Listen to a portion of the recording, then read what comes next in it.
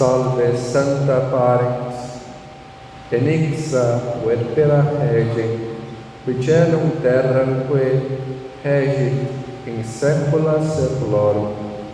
Salve Santa Mãe, vós destes à luz do Rei, que governa o céu e a terra pelos séculos dos séculos.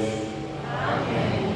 Para os filhos, no dia de hoje, celebramos esta grande solenidade.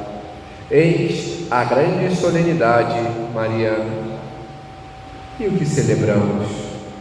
São Paulo nos apresenta exatamente o sentido disso ao falar aos Gálatas na segunda leitura. E também a nós nos esclarece: Deus enviou o seu Filho, nascido de uma mulher. Podemos nos perguntar: uma mulher? Uma mulher qualquer? Não. Ele nasceu da Virgem Maria. Quem, em sã consciência, tendo o mínimo de sensatez, ousaria pensar ou dizer que o Verbo de Deus, aquele que tudo fez e sem o qual nada foi feito, Deus de Deus, luz da luz, aquele que é santíssimo, viria a nós de um modo qualquer? Quem, com o mínimo de inteligência, afirmaria que aquele que é puríssimo seria gerado em meio à impureza do pecado? Não há como ter alguém dizer tal coisa. Não há como alguém que tenha um pouco de razão e fé consiga conceber tal coisa e chega a ser esdrúxulo, muito menos falar tal insensatez.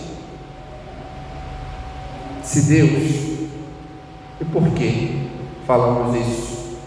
Se Deus tudo criou e deste modo criou o homem, se Deus formou o seu povo, o conduziu, o instruiu ao longo do tempo, se Deus instruía o seu povo para fazer a tenda aonde, diante dos seus símbolos, habitaria, uma tenda feita por mãos humanas, e Ele deu tantos requintes de detalhes, o como fazer, qual o tecido, qual a madeira, a parte de usar o ouro, as pedras preciosas, o como fazer para servir. Se Deus buscava fazer com que seu povo fosse purificado, como Ele não formaria para ele uma mãe que fosse digna dele? Não a moldaria para que fosse puríssima, santíssima? Não a revestiria de graças, virtudes, do mesmo modo como fizera para um templo aonde habitaria, muito mais aonde ele viria para habitar, para ser gerado, concebido? Não conduziria a ela pela oração, pela intimidade, pelo ato de estar junto, unido a Ele plenamente? Sim, Ele o faria e Ele o fez.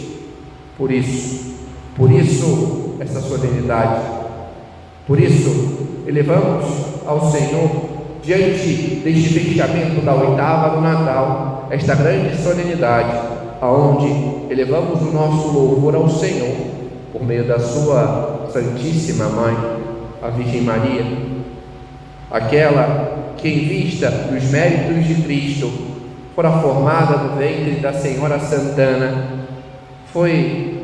e assim foi preservada de todo o pecado, fora revestida de todas as graças e virtudes, aquela que fora por Deus escolhida, moldada, preservada para ser digna dele. Por isso, eis o grande título que a Virgem Maria tem: Mater Dei, Mãe de Deus, Theotokos. Para ser mãe de Deus, ela foi em sua conceição imaculada. Para ser mãe de Deus e por ser mãe de Deus, ela é virgem antes, durante e após o parto. Por ser toda de Deus e em tudo se unir ao seu Filho, foi ela assunta ao céu.